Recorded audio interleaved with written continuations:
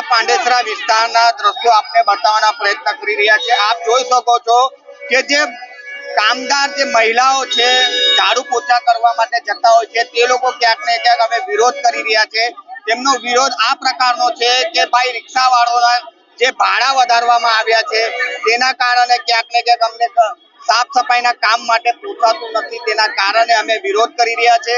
તેમની સ્પષ્ટ માંગ છે કે જે રિક્ષાવાળો જ્યારે ભાડું વધારી રહ્યો છે તો ત્યાં ક્યાંક ને ક્યાંક અમારા જે કામ પર જતા હોય છે શેતાનીઓ દ્વારા પણ અમારો પગાર વધારવામાં આવે તેવી માંગ સાથે 100 થી વધુ મહિલાઓ અહીંયા એકત્રિત થઈ છે અને આજે 2-3 દિવસ સુધી કામ પર નહીં જવું એવી માંગ તમામ મહિલાઓ કરી રહી છે। પરંતુ તેમનો એક સ્પષ્ટ વિરોધ એવો પ્રકારનો છે કે ભાઈ જે ટ્રાફિક સિગ્નલોમાં વધારો કરવામાં આવ્યો છે અને રિક્ષાના ભાડામાં વધારો થવાના કારણે અમને આર્થિક રીતે પોસાતું નથી, તેના કારણે ક્યાંક ને ક્યાંક અમે જ્યાં પણ કામ પર જઈએ છીએ તે લોકો દ્વારા પણ ક્યાંક ને ક્યાંક અમારો પગારમાં વધારો કરવામાં આવે જેથી કરીને અમારું ઘર ગુજરાન ચાલે, તેના માટે ક્યાંક ને ક્યાંક તમામ 100 થી વધુ મહિલાઓ અહીંયા વિરોધ કરી રહ્યા છે। સુરતના પાંડેસરા વિસ્તારના પિયુષ પોઈન્ટ પર રિક્ષા ચાલકો અને પેસેન્જરો વચ્ચે માથાકૂટ થતાં પોલીસે વચ્ચે આવીને સમગ્ર મામલો થાળે પાડ્યો હતો। રિક્ષા ચાલકો દ્વારા રોજે રોજ કામે જતા પેસેન્જરો પાસે વધારે ભાડું માંગતા લોકોમાં ભારે વિરોધ થયો હતો। કામે જતી મહિલાઓએ ટોળું ભેગું કરીને રિક્ષા ચાલકોના વિરોધમાં હુરિયો બોલાવ્યો હતો અને રસ્તા ઉપર ચક્કાજામ કરી દીધો હતો। પોલીસે તરત જ સ્થળ પર આવીને મામલો વધારે ઉગ્ર થાય તે પહેલાં લોકોને વેરવિખેર કરી દીધા હતા। 2 દિવસ પહેલાં પણ ડિંડોલી વિસ્તારમાં રિક્ષા ચાલકોએ આ જ રીતે પોતાનો વિરોધ કર્યો હતો।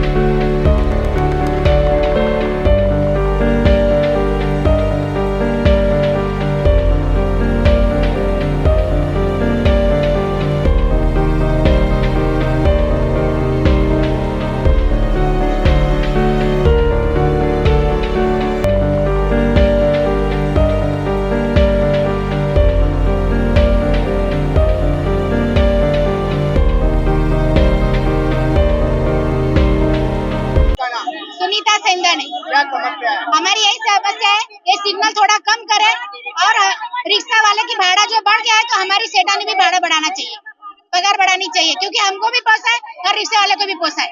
बस यही समस्या है हमारी। हम 100 जने 100-150 ज्यादा है। और क्या क्या मांगे आप? हमारी तो 2-3 ही मांगे, सिग्नल कम करे और पगार बढ़ाए और रिक्शा वाले में 3 ही जन बैठे, आगे कोई नहीं बैठना चाहिए। आगे आदमी बैठे चले लेकिन लेडीज नहीं बैठना चाहिए। बस यही समस्या है हमारी।